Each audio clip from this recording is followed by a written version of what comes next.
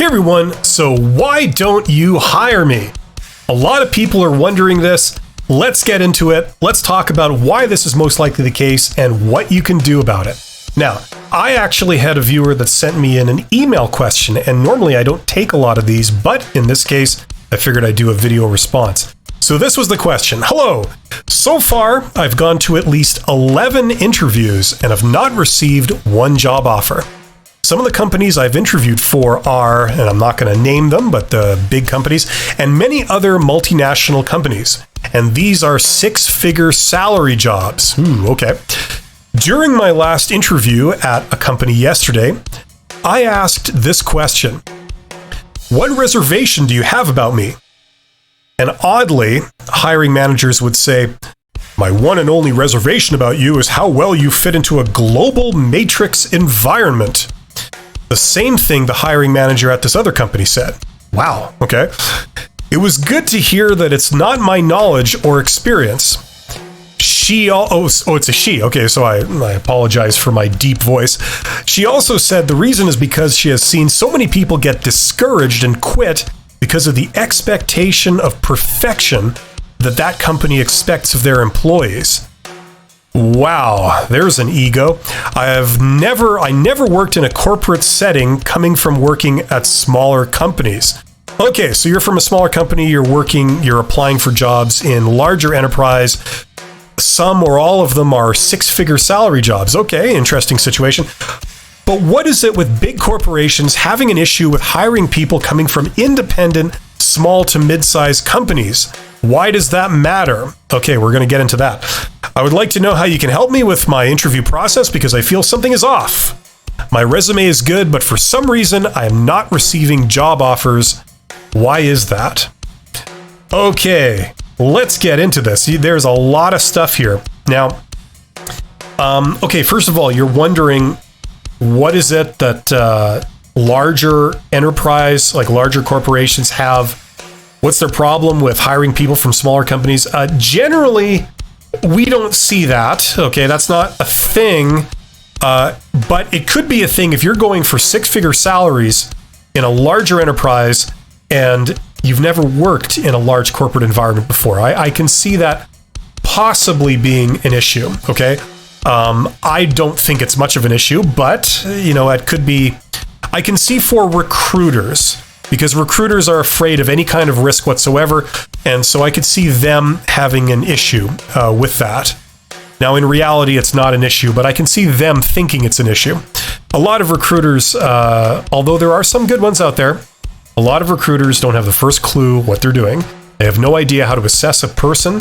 They think they do, but they don't.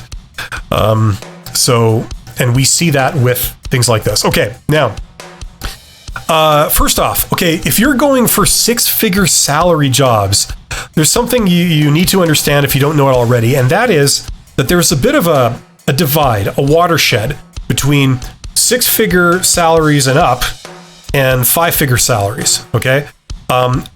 If you're coming from having like a five-figure salary and you're applying for a job that's a six-figure salary, I don't know if that's what you're doing in this case, but if it is, it's a whole different ball game. I hate to use the term heavyweight. It's like the heavyweight championship of job interviewing.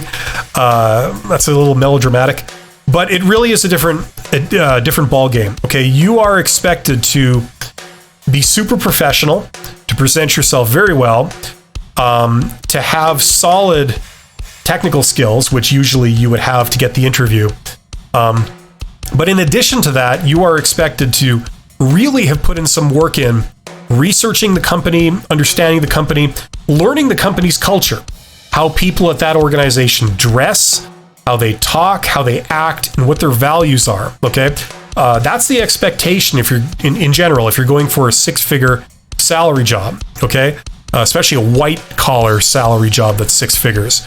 So, assuming you've done that and you know what you're doing here. Now, like I said, if you are going for that job, because the companies that you listed are large multinationals, okay? And they also seem to be in different industries. You got a couple of IT companies, a couple of retail companies, things like this. Now, let's step back for a second, okay?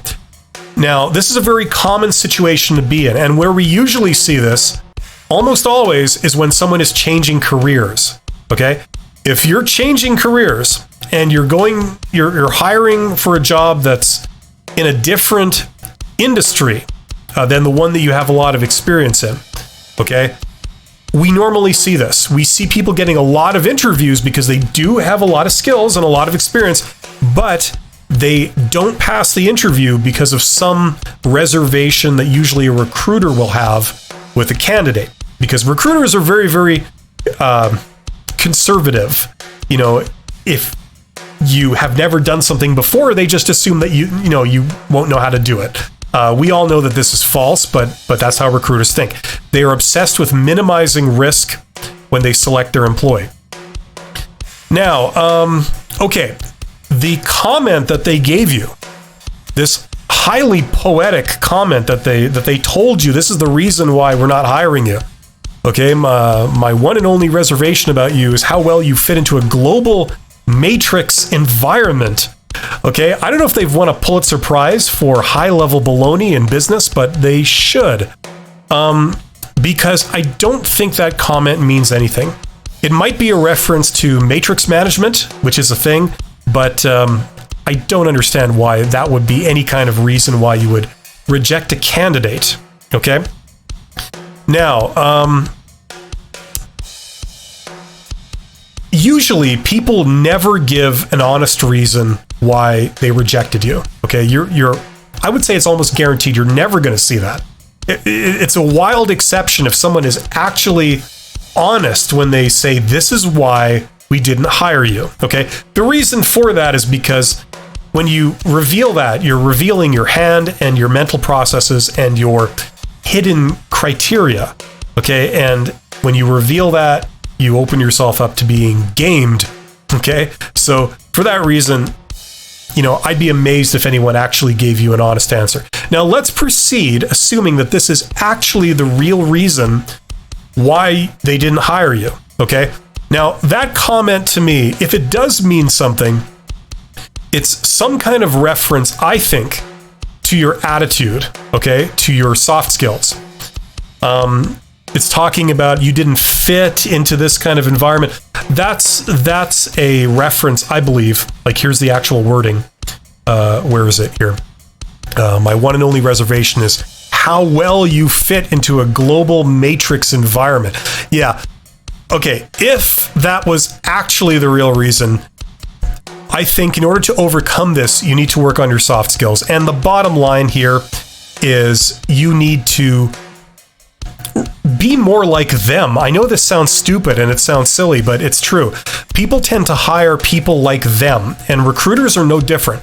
They try to not be like that, but they fall victim to human nature, and we're all like that. And so, for example, if they're extroverted, they would like you to be extroverted. If they're introverted, they would like you to be introverted. That kind of thing. If they're highly organized, they would like you to be highly organized, and so on. And that's usually the reason behind when they say you don't fit into this environment. Okay, that's a very common reason behind that type of comment. Okay.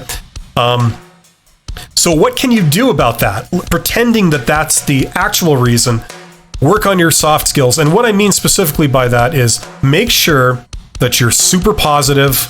Okay, I know I've said this before, but make sure you're super positive, you're excited, you're eager, okay? There can't be any negativity whatsoever in your interaction with the interviewer from the beginning of the process to the end of the process. It has to be nothing but excitement and positivity, okay? A lot of times if you go in there and you seem to take offense at something or anything like that, they will reject you based on that, and they will use the excuse that, oh, you're just not the right fit. Okay? So that's a very common thing. Now, what I actually think is going on here is that statement is baloney. They're not revealing their real reason for rejecting you. Okay? And if I had to guess what the real reason would be, is that, first of all, you've set yourself a very lofty goal, okay? Because admittedly, you've only worked in smaller companies, and you're applying, by your own story here, you're applying for six-figure salary jobs in multinational companies, okay?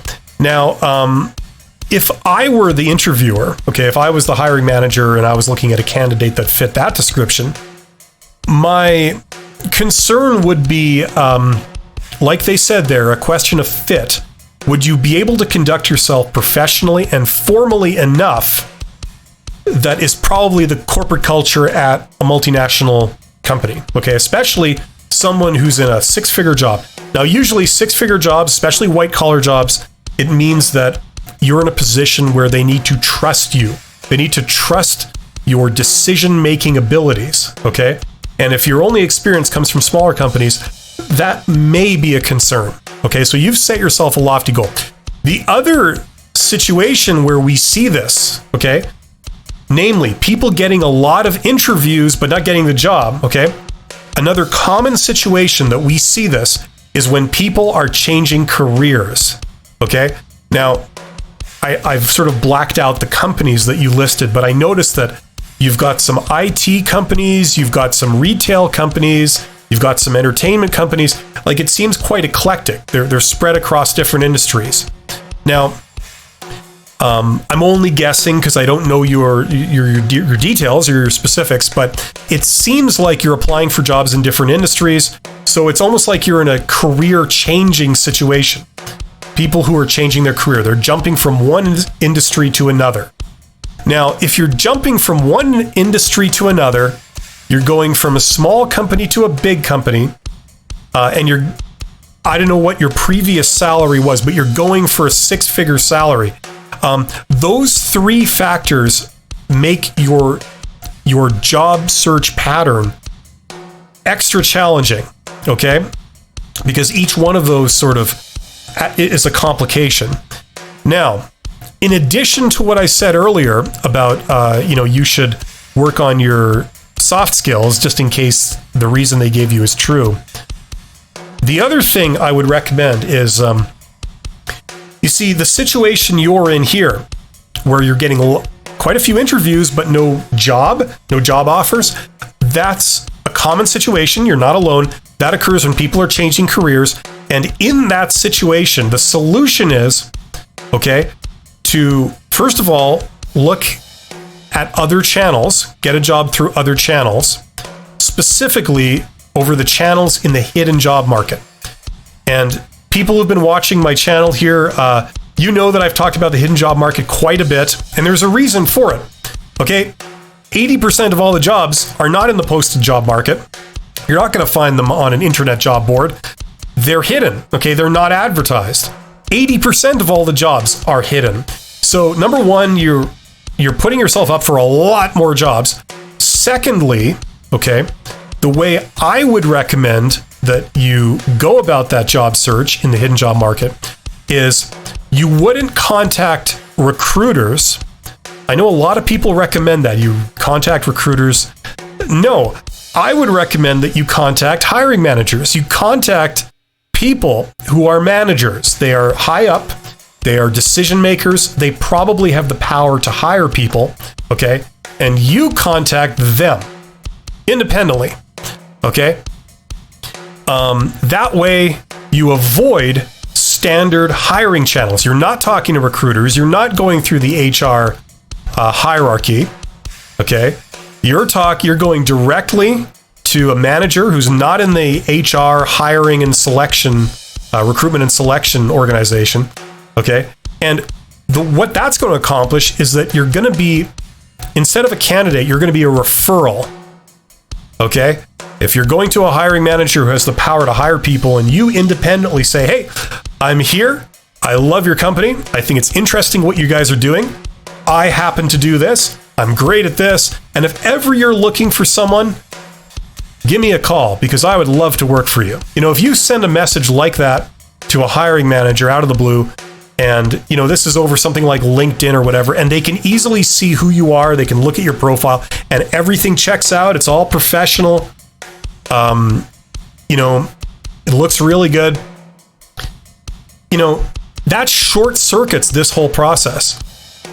You're no longer a faceless candidate. Now you're a referral that they like and they're rooting for you, and they're telling HR, you know, I'd like to put this person forward as a candidate. You know, I'm rooting for them. I would like this person. So do all your stuff where you do background checks and everything, but you know, I'd like them. Let's bring them in. Okay, that's a situation that tends to break the deadlock if you're changing careers and you're in this situation. So those would be the two things to work on. Number one, improve your soft skills, because job interviews are all about soft skills. But then on top of that, investigate channels in the hidden job market. Okay. As I said, as a starting point for doing that, I got some videos in this channel. I got a playlist called How to Tap the Hidden Job Market. I will put the link in the description. And if you really want to go deep and get all the specifics of exactly what to do, I have a course that you could check out too if you feel so inclined. I'll also put that in the description. Okay, so hopefully that makes sense. I think I've answered every point that you had here. Yeah, you know, changing careers is a challenge. Going for six-figure jobs is a challenge, especially if you don't, you know, if you're going outside your industry where your previous experience doesn't necessarily carry as much weight. And going from a small company to a big company is also a challenge. So hopefully that helps. And this is a very general situation, but I think it applies to a lot of people. Let me know your thoughts in the comments. I'm always interested to hear people's reaction to what I say. If you believe me or you think I'm out to lunch on this or all points, don't forget to subscribe to my channel, and now you can join my channel too. So check that out. Thank you very much for your time. Thank you so much for listening this long. You are all awesome, and I will see you on the next video. Take care.